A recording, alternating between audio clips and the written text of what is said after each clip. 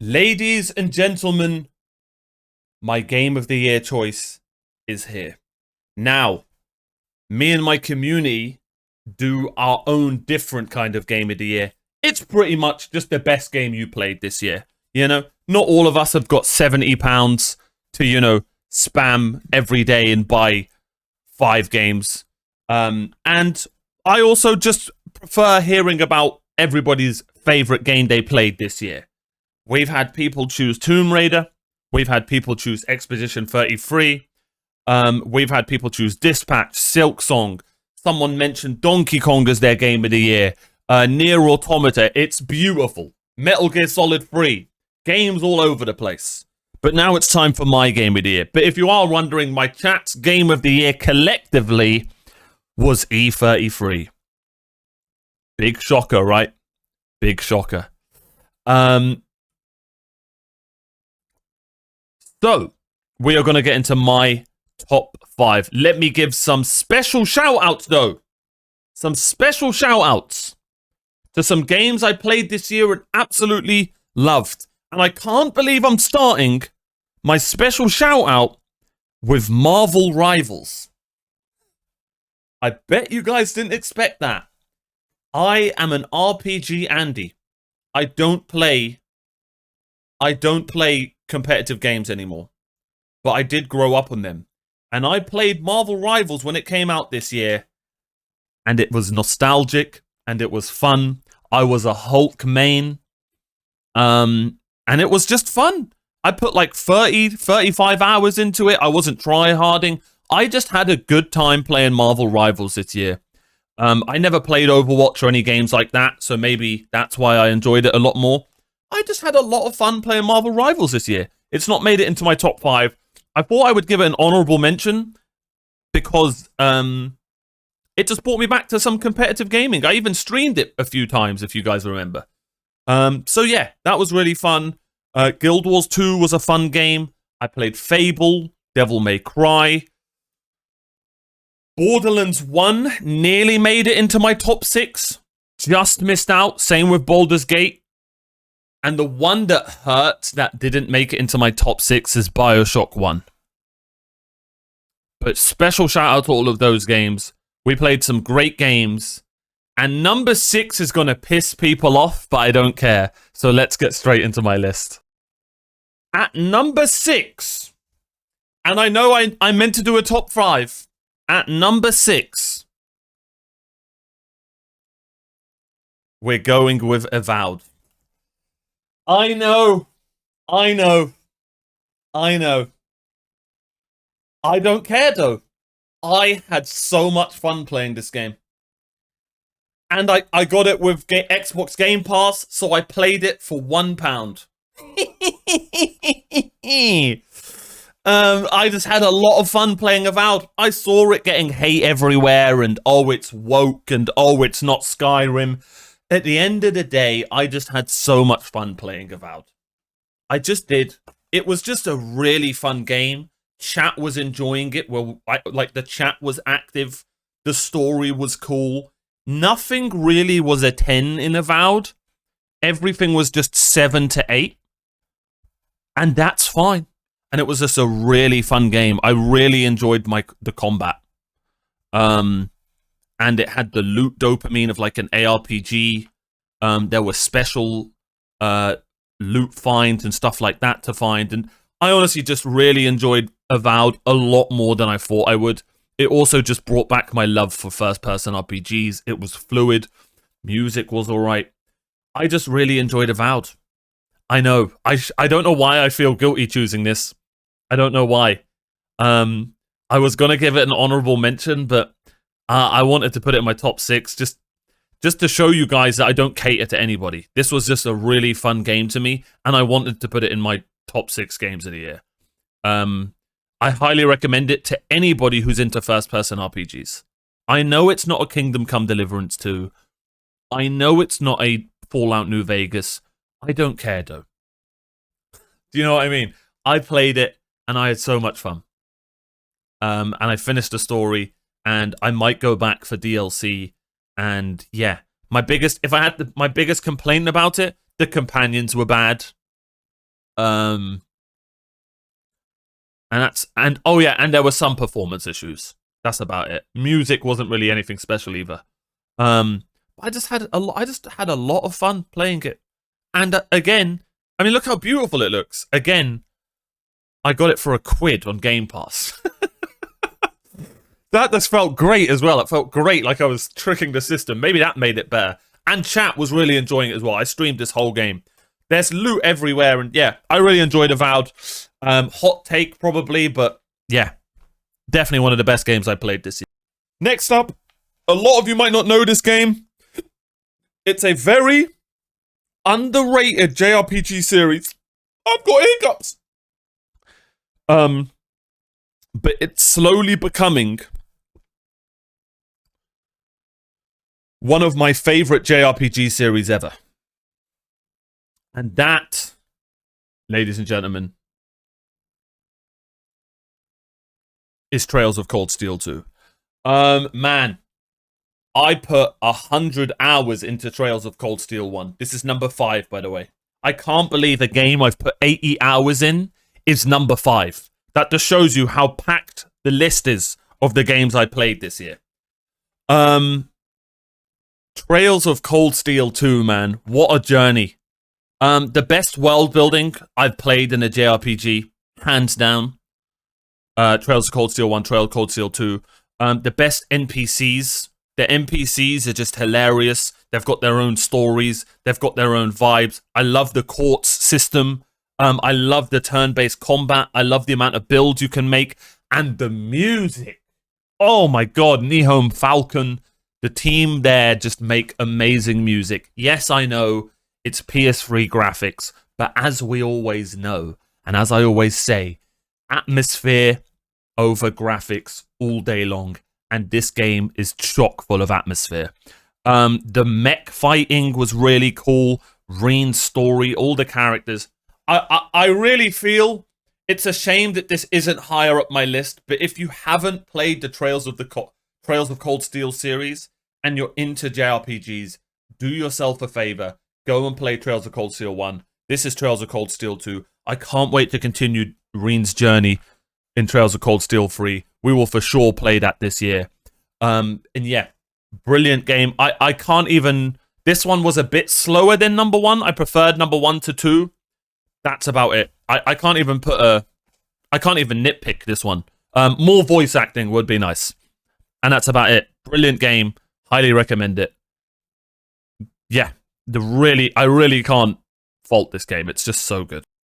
Next up is probably the biggest surprise of the year for me.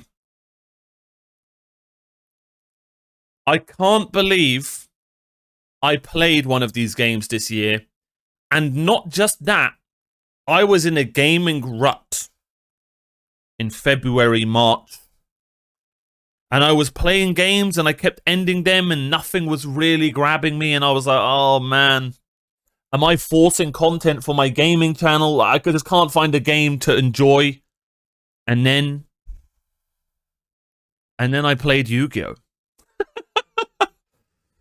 Sometimes you just gotta go back to basics, ladies and gentlemen. Sometimes you just gotta go back to basics. And we played Yu-Gi-Oh! GX Tag Force 1. And I am cheating here, but I am also putting Yu-Gi-Oh! Duelist of the Roses in this. I'm combining them. I'm just combining them. Just FYI, by the way, this is a mod to show your cards. Unfortunately, the game has them blurry. So if you do play this game, look up this mod to show your cards. It's very easy. I just love Yu-Gi-Oh, guys. I really do. I really do. I love these games. I love the strategy behind them. And this one is the closest game to an open world JRPG Yu-Gi-Oh. You're running around a school, which is a crazy sentence. You're running around, and I know, look at these chibi characters. I know. But there's a charm to it. There's a story. There's the dopamine of winning a brilliant card from a character that you've been trying to beat for so long, and you get the card when you beat them, and building decks is just so fun. There's a there's a shop where you get random cards, and the dopamine of getting a Blue Eyes White Dragon, or it's just Yu-Gi-Oh! And we love it. And it's my favorite version of Yu-Gi-Oh! Where it's got fusion cards and it's got basic cards. There's nothing else. There's no other cards. There's no other stuff. And yeah, it's just really simple. Loved Yu-Gi-Oh! GX more than Duelist of the Roses, but Duelist of the Roses was a masterpiece as well. Go play it. Very short. Yeah, I had Pot of Greed in my deck. Of course I did. Duelist of the Roses was amazing as well. It's like Yu-Gi-Oh! Chess, where your main monster is your king, and you have to move him around, and you have to kill the other main monster's king. And it's a weird, wacky game that you wonder what has happened to Konami's imagination. How did they make a game like that? And now we're stuck with Yu-Gi-Oh! Master Duel. And no other Yu-Gi-Oh! games. What has happened? I don't know. This is one of those games. This is one of those. It's a JRPG, guys. This is one of those games where when you're playing it, I think this released in 04 or 05, you're playing it and it pisses you off because you're witnessing where a company was with their imagination and with their passion and where they are now. You know, when you go back and you play a game from a company, you know, I'm assuming, for example, an Assassin's Creed fan will go and play Assassin's Creed 2 or Black Flag. And the whole time they're just thinking in their head, how did they go from this to whatever? Do you know what I mean? So that's how good this game is. Go play it. Go duel. Go have fun. Go play Yu-Gi-Oh! Yu-Gi-Oh! GX. This is called Yu-Gi-Oh! GX Tag Force. And there's 4 of them. So I can't wait to play more of them. Absolutely brilliant. And it saved my gaming rut. So this was my 4th best game of the year. Absolutely loved it. Highly recommend it. Go and duel some people and play some amazing games and get your Pot of Greed. So, at number 3 and 2 were my hardest decisions. Was my hardest decision. Number 1 was a lock. But 3 and 2, I loved both of these games for different reasons. But at the end of the day, one's an ARPG and one's an RPG. And if I had to choose what genre I prefer more, it's I just love RPGs just that bit more. So, at number 3 is probably the best ARPG I've ever played. One of them, for sure. It's Diablo 2. Absolutely love this game, man. Yeah, I just beat this as well. And it's not... I know for a fact this isn't recency bias. I loved Diablo 2, man. The dopamine of finding loot. The build of the sorceress. How smooth the game was. The combat. But most of all, this has the best story I've played in an ARPG. Oh, I opened the chest and there was nothing in it.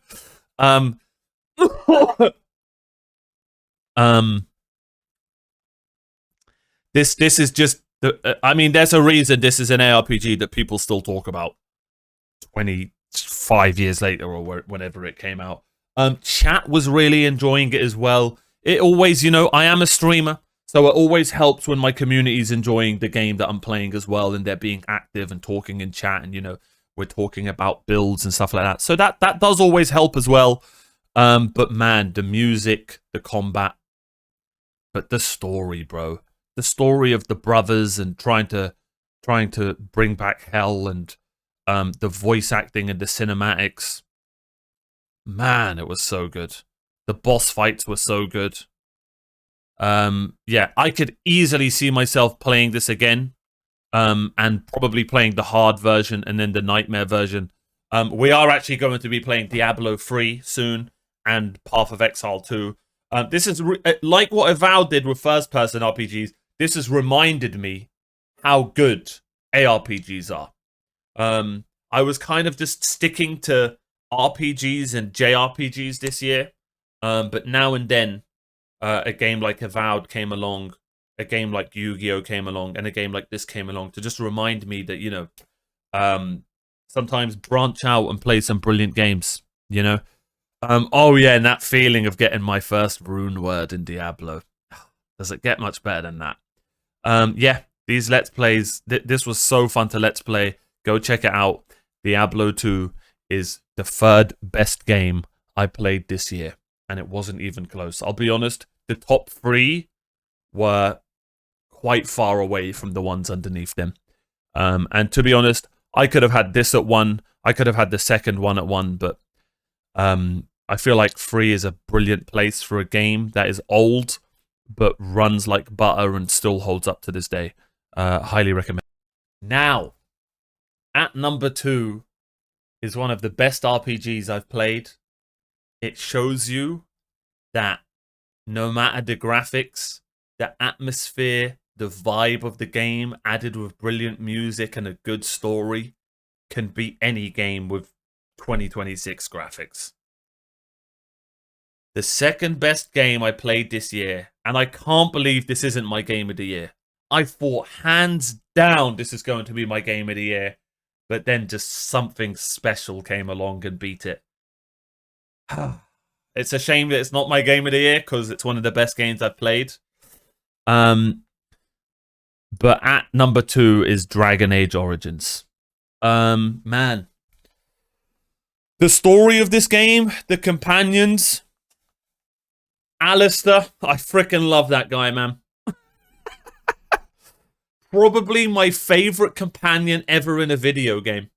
I think that is a lock. I can't think of a better character than that bastard. So just for Alistair alone and Morrigan, I kind of should have gave this my game of the year. But Dragon Age Origins is just such a good game. It's the combat is like the perfect mix between a third-person game and a CRPG. It doesn't feel as dull as Real Time with Pause.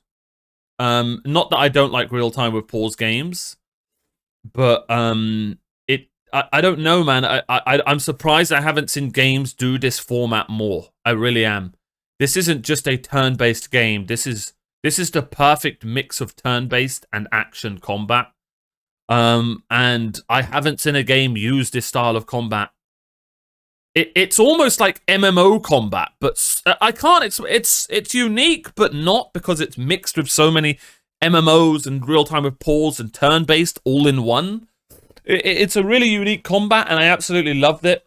The music, the class. Do you know how good it felt being a wizard in this game? This game even has the MMO starter thing where your race changes your starter zone in an RPG. I can't think. I mean, it is Real Time with Pause, but I guess because it's the camera angle math, and it feels more actiony, and it's a lot quicker than Real Time with Pause. But it is Real Time with Pause if we put it down. It is Real Time with Pause, but when you play it, you'll see what I mean. It's like a very quick Real Time with Pause, which is why I said it feels like it's the perfect middle of turn-based and Real Time with Pause. But I haven't even spoken about the best thing of this game, man. All of that and the story, guys. This story, it's like a Game of Thrones story. Political strife, brilliantly done, man. You want to talk to everyone. You want to know everything in regards to the lore. It's just so well done. It's just so well done. And it's because it's an old game, it tackles topics that unfortunately 80% of games are scared to do in 2025 because they're worried about some people canceling them on Twitter. This game tackles them subject. It really does. It's dark. There's brilliant. There's joyous. There's a spat everywhere. There's joyous moments, right? There's comedy. You will laugh out loud. You will want to cry. You will be angry. You will be betrayed. This is a special RPG, man, and I can't wait to play the other Dragon Ages. I know, you know, when you play this franchise, people will show up to you and be like, unfortunately, it's only downhill from here, bro. You know, it's like when I'm playing Diablo 2. Don't play 3 and 4, or, mate, they're not as good as this. I get all that. But I don't care. It still makes me want to play those games and, you know, explore the world and see the story. And, yeah, man. I can't recommend Dragon Age Origins enough. I'm very surprised that we don't see this kind of combat more often. And it's another game that was just a company in flow state. They were in flow state. I believe, correct me if I'm wrong, BioShock in these times made this Mass Effect 1 and KOTOR 1 all within like a year or two, correct? That is what we call flow state. That is insane. That was the golden age of BioWare. And I have not even played KOTOR 1. That will be my next one. They also made Jade Empire. I have heard about that, and I don't want to underrate Jade Empire. I've heard that's really good as well. Yeah, that is a game in its flow state. That is a company in its flow state. And I can imagine, I'm not going to shit on Veilguard because I've never played it. I have seen some bloody pictures of it. Don't know what the hell's going on there with some of it. But I can imagine the problems I had and the annoyances I had playing Yu-Gi-Oh! In regards to Konami and the current day Yu-Gi-Oh! Dragon Age fans probably have that when they play this game and look at where the state of their game is at. But yeah, man, this game is brilliant from beginning to end. If I had to nitpick, you know, it's a 60 to 80 hour game, and that's not a problem. But the Dwarven area was a bit slow. But man, the highs in the Dwarven area were high, but the lows in the Dwarven area were low. I'm not going to spoil it. You know what I mean, you know, when you're sent to the Dwarven area. We'll just leave it at that. But yeah, the story in this game and the lore and the characters and the voice acting, and absolutely loved it. Brilliant. I can't believe this isn't my game of the year. But you're going to see what my game of the year is, and it had to be something special to knock this one down to 2. And yeah, if you've never played Dragon Age Origins and you're into RPGs, go and play it. Can't recommend it enough. And last but not least, ladies and gentlemen, is my game of the year. The best game I played this year. Just thinking about it now, the only reason I played this game is because we hit a sub goal that I didn't think we'd hit. I don't play these kind of games. I don't like these kind of games, is what I thought. And I know a lot of people don't class this game as a horror. I bloody do. Go watch my playthrough. You'll see how many times I nearly shat myself.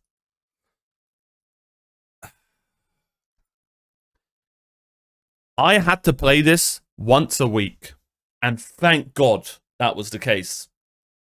This game was so emotionally crazy for me that I could not play this back to back. And I had to do like 3 to 4 hour streams of this. I usually stream 5 to 7 hours.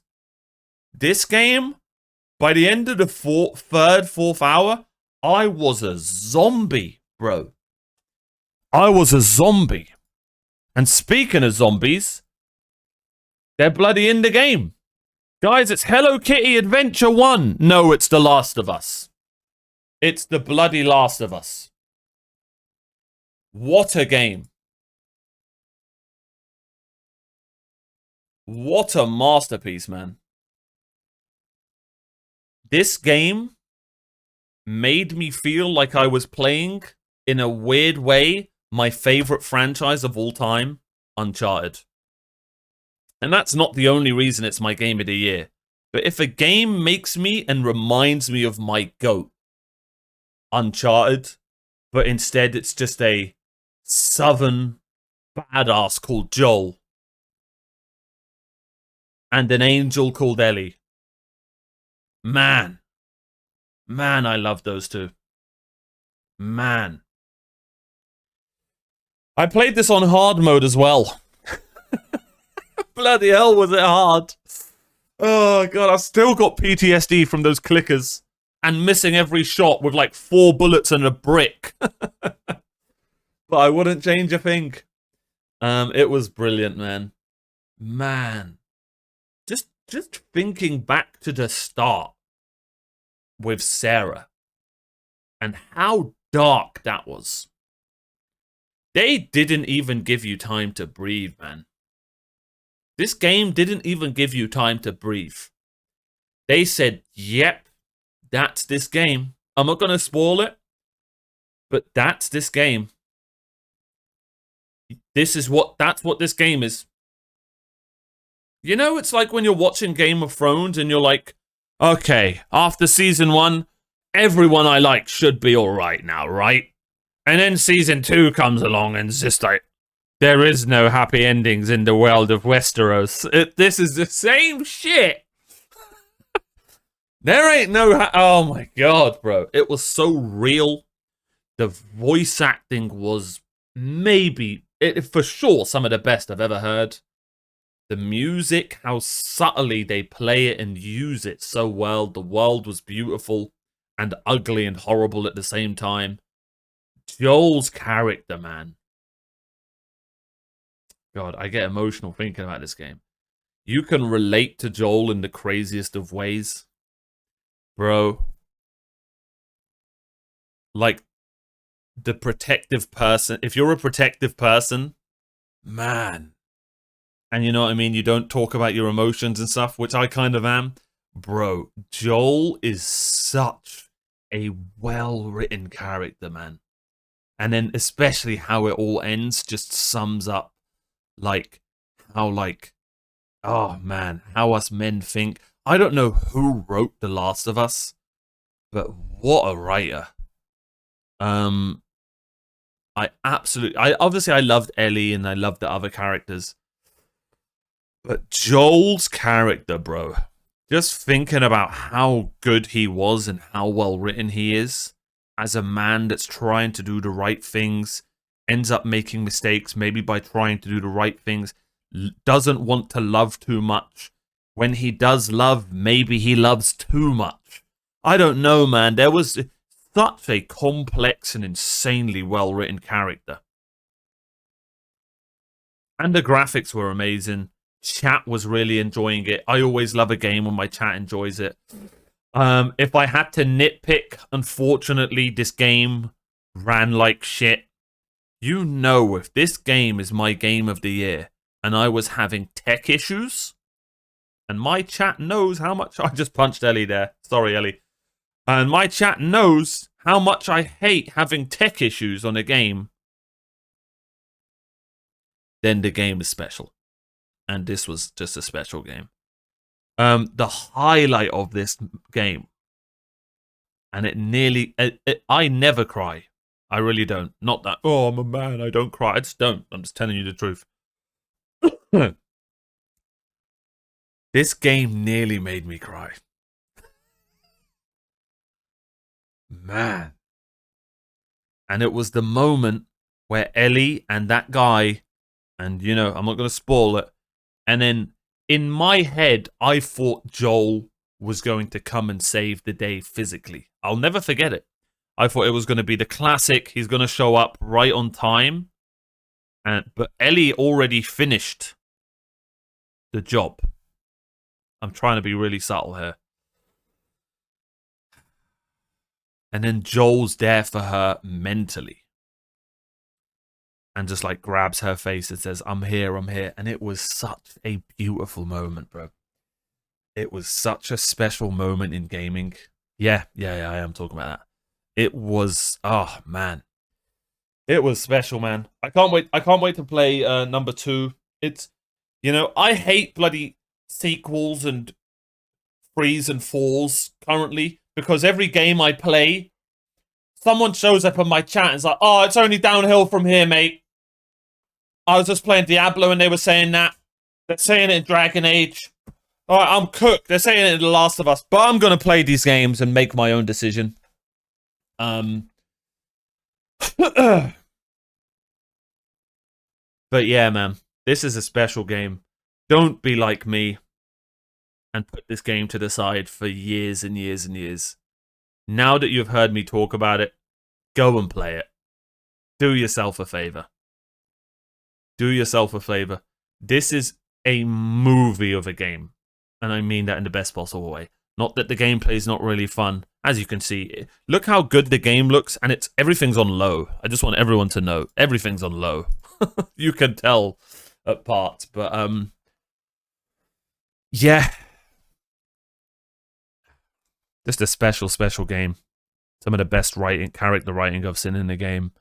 Voice acting, the music, they use it so subtly. You'll probably hear one song a chapter. That's it.